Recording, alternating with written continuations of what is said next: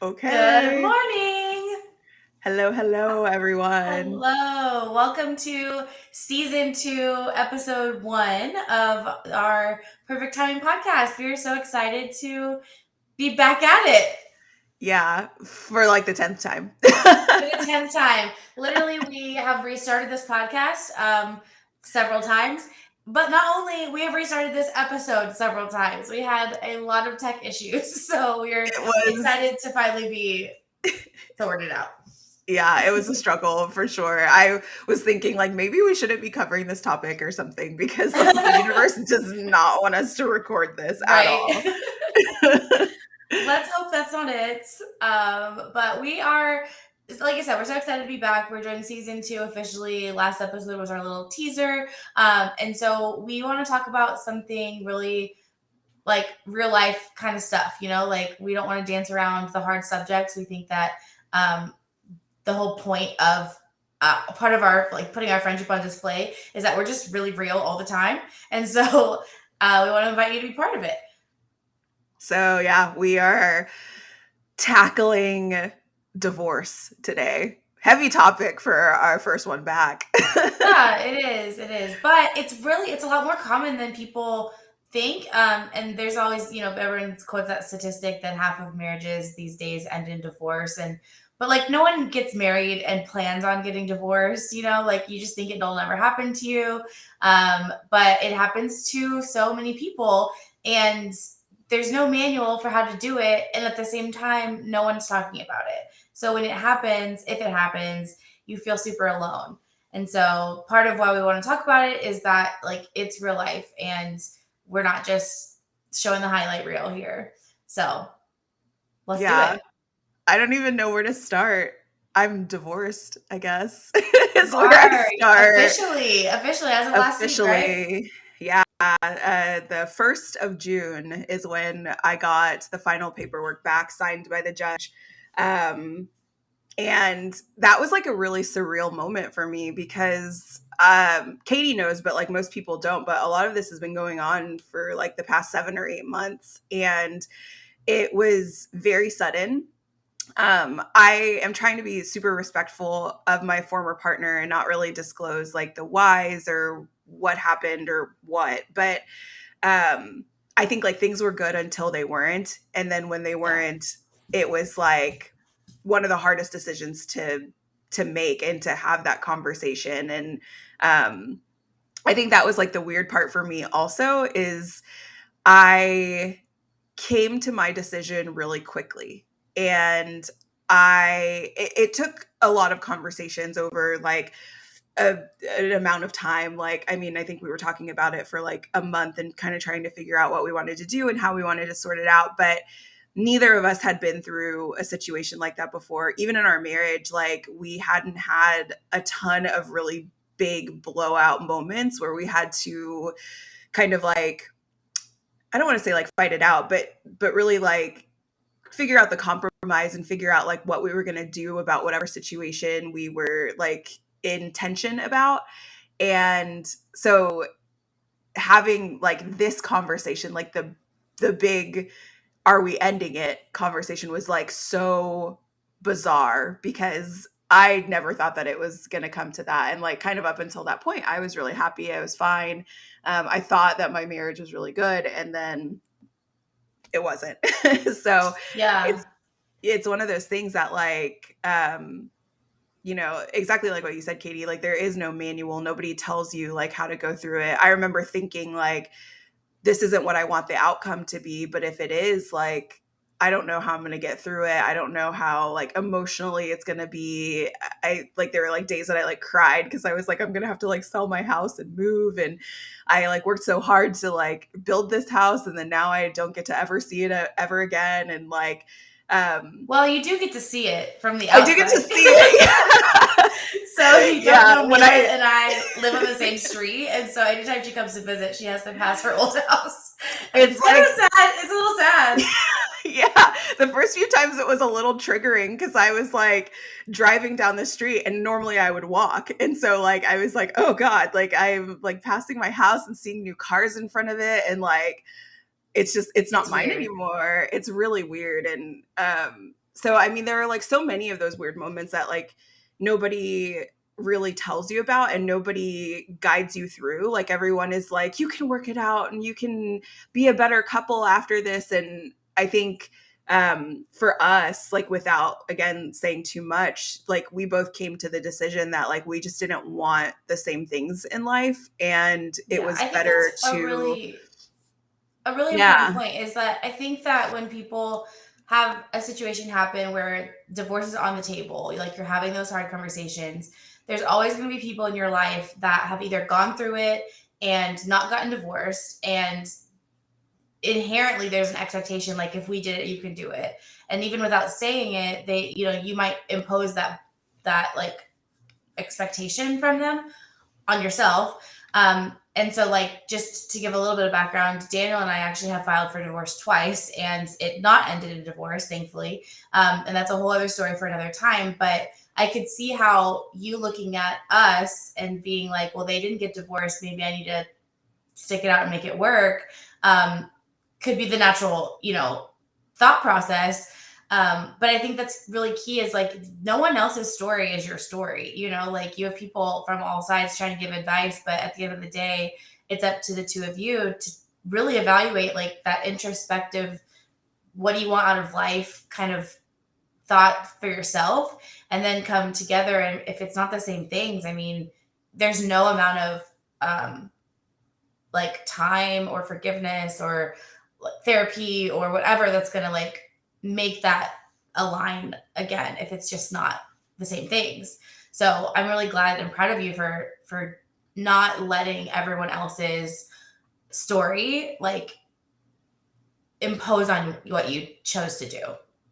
yeah. And that was probably the hardest part for me because I've seen so many people go through it and then end up together at the end. And so at first, when I had the decision in my head, I kind of felt like, well, I'm such a failure because like I couldn't make it work and didn't, I like maybe I didn't try hard enough or maybe I gave up too easily. And then over time, like thinking about it and going to therapy, I realized like, no, this was the right thing. It was the right decision. Um, in the end, it's super sad for both of us because like we Yeah. each could have had like a supportive partner, a person in our lives that was our person.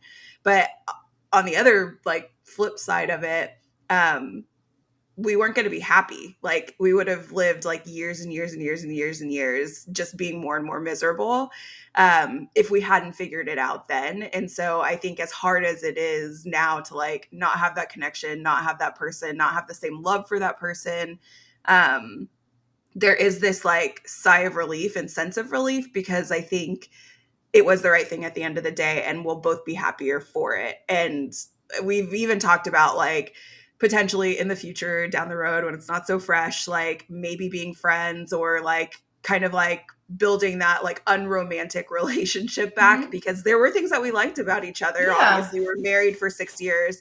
Um, but I think like we're at like a time where we both individually need to discover and find ourselves and like just like get our feet on the ground before we can even try and go back to that. Um, Right. and so, and that also doesn't have to be the outcome for everybody. Like, if you don't want to be friends with your ex, you don't have to be. Right. Like, I mean, I feel, and that's what it's like. Literally every single situation is so different. And like, I know also in my situation that like what we went through and almost getting divorced, literally filing the paperwork twice is what saved us, and like we had to go through that because that prompts those hard conversations. And it very easily would have ended uh, down the line somewhere if we didn't have those hard conversations. And I think so often social media is a big part of it, but like our culture just portrays this life where you're supposed to, I don't know, go to high school, go to college, maybe get a job, build your career, and then, oh, you're frozen. Oh, there we go. And then get married eventually, right? And like, it's just this idyllic, perfect dream life. You put all your wedding pictures on Facebook and Instagram, and then you never, obviously, you're not going to like put people's dirty laundry out on the internet either. And so you never see yeah, that the hard side of things. And unless you have a good surrounding of people and friends that you can talk to, like, talking about the hard stuff isn't common. And you don't really know the reality of anybody's relationship intimately like they do, of course, and it's just, I don't know. I feel like if we talked about our desires in life and our dreams and wishes and stuff more openly, and sometimes people don't even want to think about that for themselves because it's like scary Very, sometimes about how yeah. to get there. But if if you sit down and you're honest with yourself, and if your partner's goals aren't the same, like, that's huge. So Yeah. And recognizing that you like have to check in. Like you're not going to be in person that you were at the beginning of the relationship that you are 9 years down the line. Like you're going to change, your needs and wants are going to change, you as a right. person are going to change. And if you don't express that, or you don't really like show that to your partner, then you're doing yourself a disservice, and you're kind of like setting off those little cracks in your relationship, because then there's going to be that tension that you never talk about, and then it just explodes into something Yeah. else. And And it's so big so at that point, you can't even articulate what it is. Like you don't know why you're yeah, grumpy all the time, but it's just inherent and you're unhappy, but you probably can't even explain it for yourself to then even be able to explain it to someone else. So, um, yeah. that's why we love therapy, right? Like just getting those feelings and talking it out. Like it's so unhealthy to not process Yeah. your thoughts and feelings. Yeah, and it also, so I went into a lot of therapy after this, because I just needed, I dump things on Katie all the time, but that's not fair to her. So I try I call to, myself her unpaid therapist, she's so my it counts. unpaid therapist. And then my paid therapist, she has seen me quite a bit. And what I've loved about the process of therapy is that it's not there to like say, here's the textbook reason for why you act like this, and then here's an answer for you to do this with. What I really loved is that my therapist is like, how would you work through this problem? Like, let's talk about it. And so like I'm getting these like natural problem solving skills that I've never had before, or like boundary setting or ways to express my emotions, that I had never had before. And it's really interesting. And Katie knows this also because she knows like everything about me. But whenever I get like pissed off, I do this thing called Milaing, where I just like shut down. I will not talk, and I'm like internally processing how I want to say how I feel, but like I don't outwardly show it, and I just kind of get quiet and stoic. And so when I was telling my therapist It about happened a lot in college when yeah. we were roommates in college. If you listen to season 1, you know all about it. And as roommates, you fight. Like we had little disagreements, like stupid stuff. Like I don't even remember what it was, but like pretty often, just stupid crap with like, I don't know, piss one of us off, and then Mila would Yeah. just shut down and stop talking and be like, "Oh my god, she's Milaing." And I coined the term. I would like to say, She did. But like it's been really cool to kind of figure out like why I did those things, and then how now I can be more expressive in how I feel about whatever. Um and so I think like therapy in that way has been really great for me, because I think there were lots of things that I was frustrated by, and I just never knew how to express them or how to say them. And yeah, one of the things also that my therapist mentioned to me, she was like, you have codependent tendencies. So you want to take on people's feelings, and you want to make them feel good. Like you don't want to make them feel bad. And you feel like sometimes expressing your emotions, if they're negative emotions, will make someone feel bad. So then you just don't do it because you're afraid of what it's going to yeah, do to the the relationship. fallout. Mhm. Yeah, and I was like, I never even realized it was that deep. I just thought I didn't know what to say, and so I didn't say anything. And she was like, no, this is why this happens. And so it's been a really cool process. Like I think I've learned more about myself through divorce than I have in like my whole entire life. Yeah, isn't And that I crazy? never thought that was going to happen, or never thought that was possible. Like at the beginning of this, I had no idea how this was going to go. Like truly, I thought I would have stayed married. Like, and gone to therapy, worked it out, couples counseling, like we figure it out. But um it was really just this one conversation for us. And like the end question was like, what do you want from this relationship? And when it wasn't the same, it was like, I think we have to call it. Like, I don't think Yeah, we can do this anymore. And that's a really hard thing to say. it is, but it's also And I think some people just aren't willing to say it, you know, like they're willing to sit in the rest of their lives in an unhappy, unfulfilling marriage, because it's seemingly easier to stay than it is to go through all the hard stuff.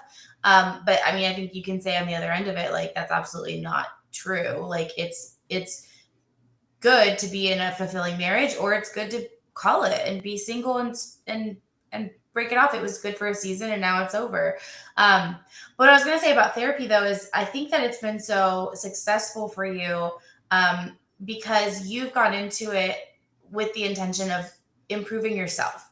You weren't trying to save your marriage. You weren't trying to fix him. You weren't trying to do anything for anything that anybody that you can't control. Like you were just like, Yeah. I need this for me. And I think that who knows what would have happened if he did the same. But you know, and maybe if you went to couples counseling and you both had that same goal, that who knows what would have happened. But I think that in general, like you are in a really good place now because you took everything from therapy as self reflective instead of here's what happened to me, you know, and Yeah. owned your part of it and everything like that. And I think that that's going to benefit you so much in the future and just in general in life. Like you are, I say that you've like unlocked, like she's like unlocked Mila right now. Like this is, and I've known Mila since she was 10 years old. Like we have grown up together, been through it. Some good, bad, ugly, like every phase of life, even the nasty junior high, middle school, like awkwardness, like we've been there. And so it's just so cool to see you like open up and become like your whole self, I think, you know, and I don't think you even knew that you weren't before.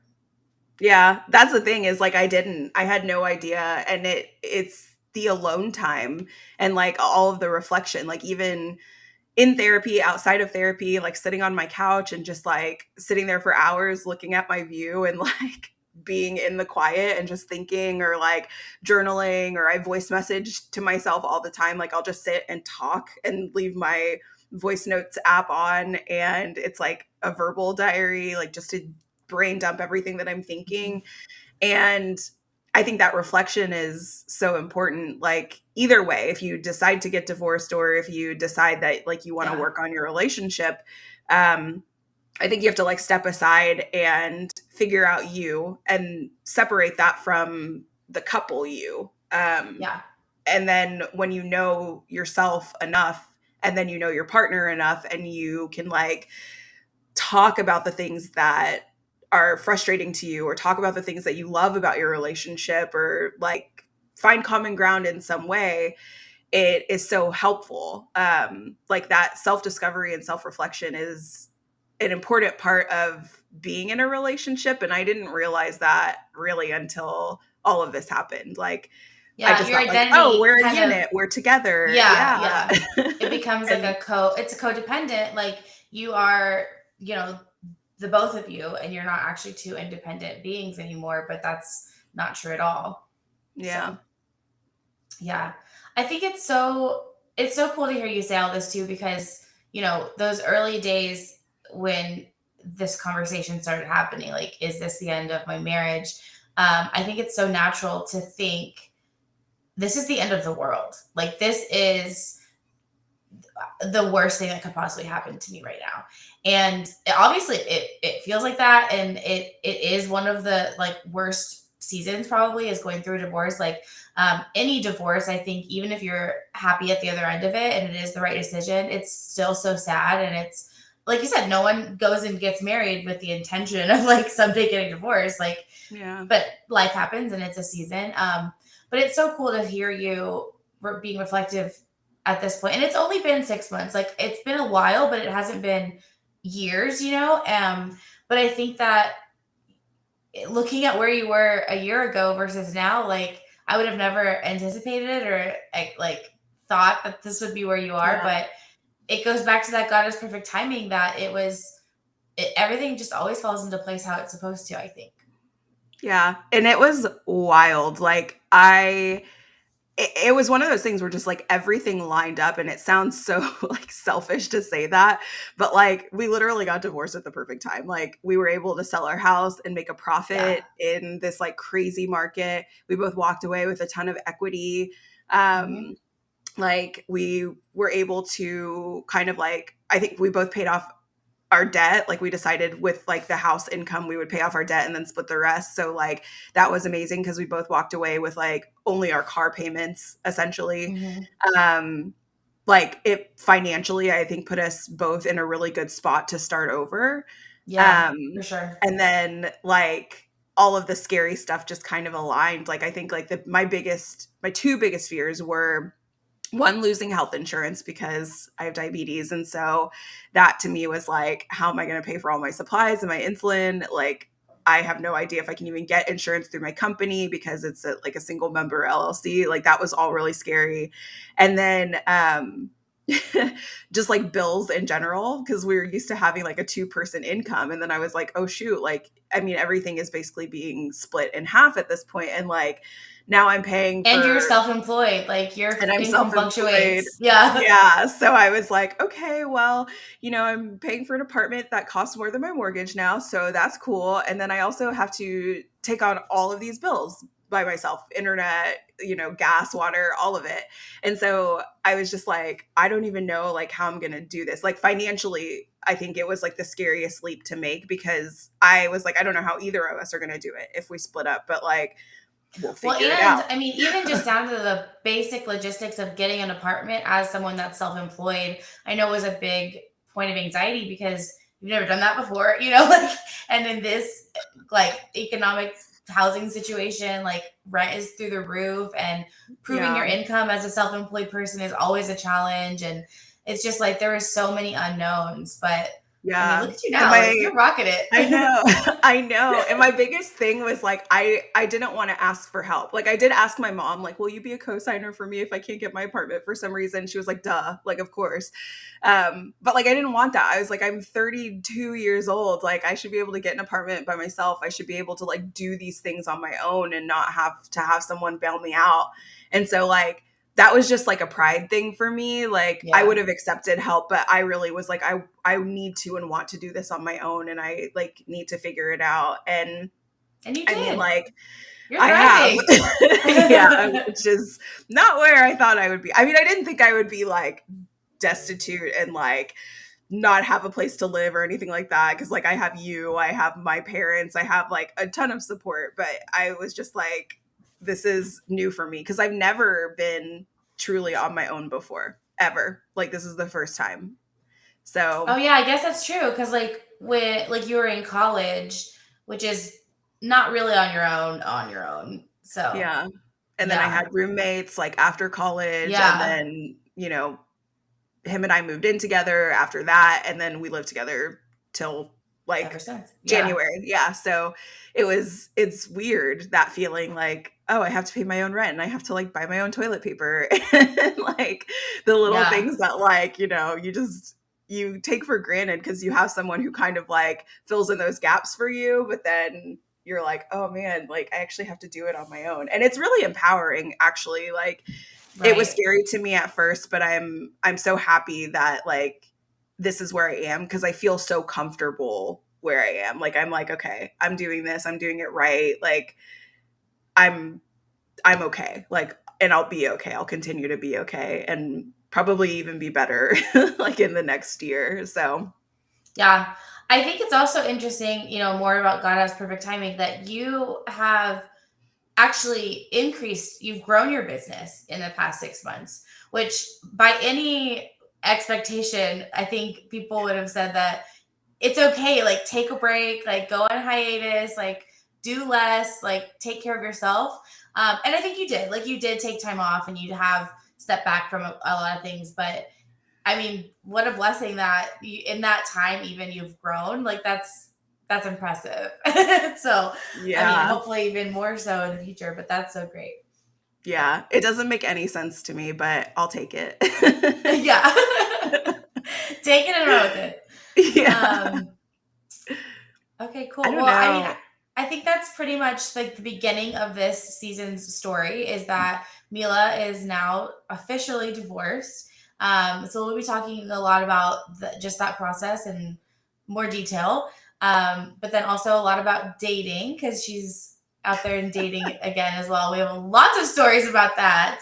And that actually is how we decided to restart this podcast, is because after dates, Mila would send me all these audio messages describing what happened and these hilarious stories sometimes of situations or of people. And I was like, man, this is so funny. We gotta record this. And so we were like, okay, like let's just podcast again and document it. So we're so excited to share some of those stories with you. But do you have anything to Yeah.